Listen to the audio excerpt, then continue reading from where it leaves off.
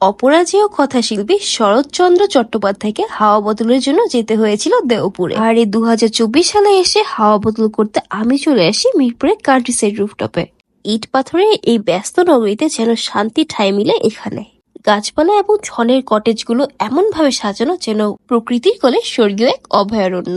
কিছুটা যেন সাজেক, কিছুটা যেন রাঙ্গামাটি। কান্ট্রি সাইডে আপনারা পাকিস্তানি অ্যান্ড ইন্ডিয়ান ইন্সপায়ার্ড বিভিন্ন রকমের থালি পেয়ে যাবেন। শুরুতেই আমি নিয়েছিলাম তাদের ভোজনাম থালি, যার প্রাইস ছিল মাত্র 1499 টাকা।